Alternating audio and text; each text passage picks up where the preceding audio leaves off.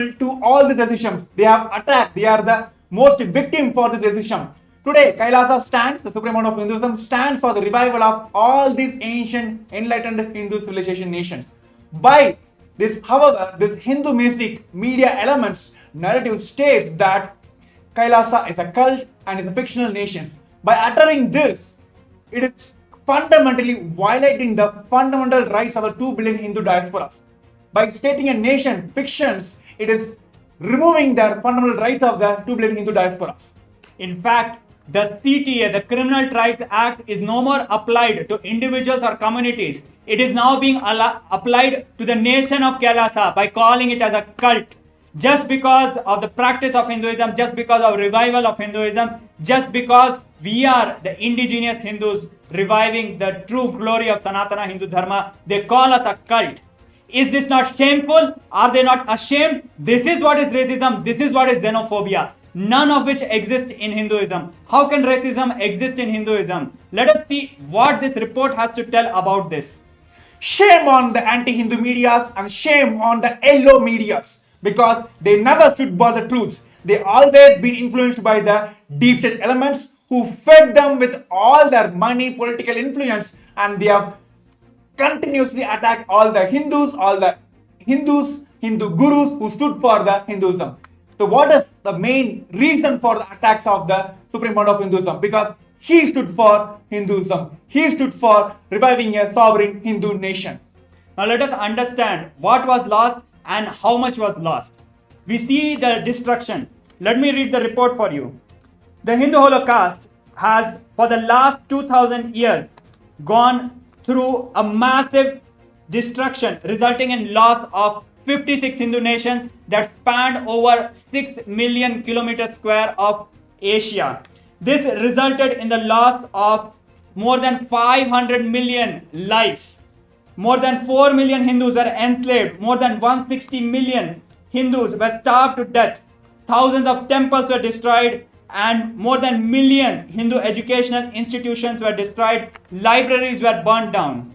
Yes, these numbers are very important, not only for the global viewers, even for the neo-Hindus, because they doesn't know about the history, because the very history has the very Hindu Holocaust.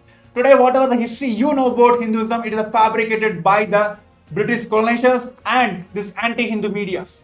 Let me tell the numbers once again. It is a 2000 years of persecution, and 56 Hindu nations have lost its sovereignty, and 500 plus millions has been massacred during this entire persecutions. And almost more than 4 million Hindus have been accused of rape, sex, and they have been completely dismantled from the very life itself.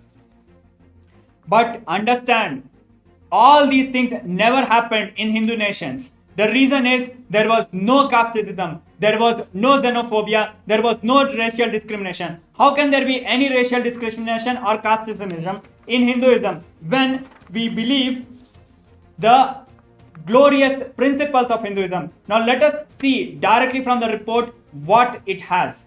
Of course, the fundamental principles taken, the measure taken by the KAILASA is implementing Paramashivam, that is, you are Paramashiva. Which nation, which community, which religion even gives this rights to everyone that you are treated as the ultimate body of the religion? But of course, we're bringing more facts to all of you. We want all the viewers to stay tuned with us. There are crisp, more details on this 21st reports by the United Nations on KAILASA. Stay tuned with us. Around 5,000 years ago, at the end of Mahabharat War, the ancient enlightened Hindu civilization consisted of 10,000 Hindu traditions, or sampradayas, that existed in 56 Hindu nations, 200 Hindu kingdoms, 1,700 Hindu provinces that covered more than 6 million kilometers square of Asia. The Supreme Pontiff of Hinduism, SPH, BHAGAVAN Nithyananda Paramashivam, is the reviver of KAILASA, this ancient enlightened Hindu civilizational nation. KAILASA is an unbroken cultural, religious, historical, civilizational, and sovereign continuation and revival of multiple of these historical Hindu sovereign states and Hindu ecclesiastical entities.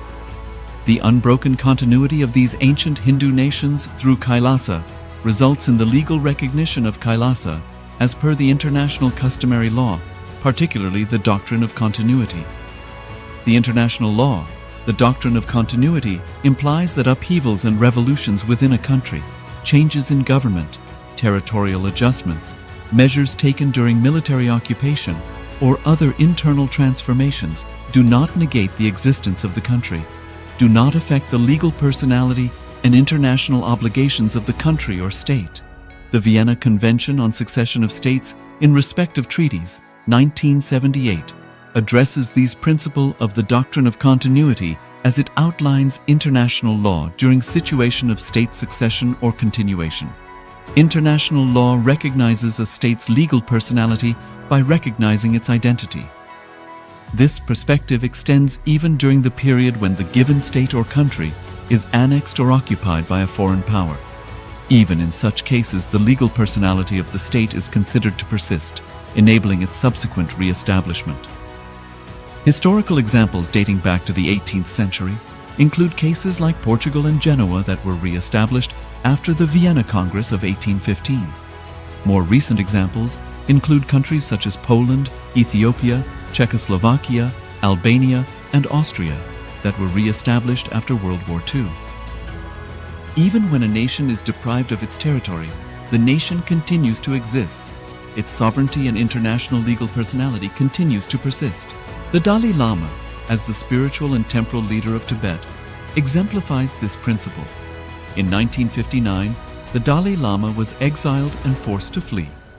Despite the challenges faced, the Dalai Lama continues to advocate for the preservation of Tibetan culture and garners worldwide support for Tibetan autonomy on the global stage.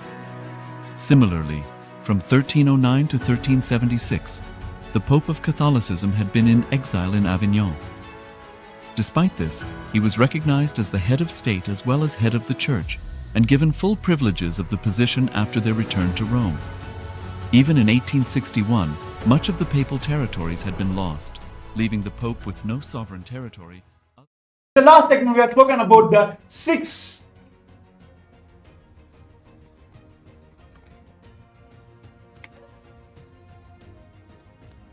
Now we are back and continuing on the release of the 21st report of KAILASA by the United Nations. So we have been going through the persecution that the Hindus have gone through in the last 2000 years and particularly in the last 200 years. We understand that more than 6 million kilometers square of sovereign territory was lost. We understand 56 Hindu nations were lost. We understand 500 million Hindus were killed. But we do not understand, we still do not understand what was really lost. We need to know Hinduism, we need to understand the gifts of Hinduism to understand what we have been gone through. So let us understand directly from the report what it has to say. Yes, the very fundamental reason why KAILASA exists, why KAILASA has to be revived, is to tell the world that humanity, the superconscious breakthrough is available for the humanities. And here are the policies and the measures taken by the Supreme Pontiff of Hinduism and KAILASA to eradicate the racism from the entire humanity, not just from the Hinduism, from the entire humanity. The first principle is Vasudhaiva Kudumbakam. The whole world is my family. When you bring this policy in your country, how a war can be induced between countries and countries? So let us understand by this principle. Many of us know Vasudhaiva Kutumbakam means whole world is my family. But we need to understand the word itself, the Sanskrit word. Vasudhaiva. Vasudha, Mother Earth. Kutumbakam, the family of Mother Earth. Just by translation, you will understand how beautifully the Hindus cognize. Our ancestors had powerful cognitions about the world. Earth is my mother. And each and every being is my family. Because we are from the same mother, how can there be discrimination? How can there be fight? And that is why Hindus lived beautifully and peacefully, because we lived by these principles. And second is the ahimsa, non-violence. See, the fundamental principle with which KAILASA has been established is ahimsa paramo dharmaha. That non-violence is the ultimate cosmic law. See, many times this non-violence has been put as the powerlessness. But how many of you know that all the fears, angers, violence, frustration, these are the powerlessness, not non-violences. Very clearly understand the world peace can be brought into the country not by wars, by only non-violence. By standing on these principles, KAILASA stands and for the United Nations for the global peace. we have contributed to the world in extraordinary ways. We talk about the problem of xenophobia, we talk about the problem of racism. None of these problems exist in Hindu nations. How can it exist? Because we never treated people as merely equal. People are not just equal. Today, the human rights treats all people as equal, whereas Hinduism teaches us people are divine. Everyone is divine. It is much higher and powerful cognition compared to all people equal. And because of this powerful cognitions, we treated everybody as divine. We treated plants as divine. We treated animals as divine. We treated land as divine. We treated inanimate objects as divine. And because we saw Paramashiva, lived with Paramashiva in each and every aspect of this cosmos, because of that, we lived peacefully with nature. We lived peacefully with each other. These are the gifts of Hinduism which have been lost when the 56 Hindu nations were lost. And today we are speaking about the racism. Of course, it is not just in Hinduism. The entire world faces the racism all around the world. But what is the solution KAILASA is giving? What is the solution Hinduism is giving is Advaita. The only experience, only principle which belongs to Hinduism is Advaita. How many of you know that Hindus have fundamentally rooted in the Advaita, oneness with the entire world, entire universe? Then where comes the racism?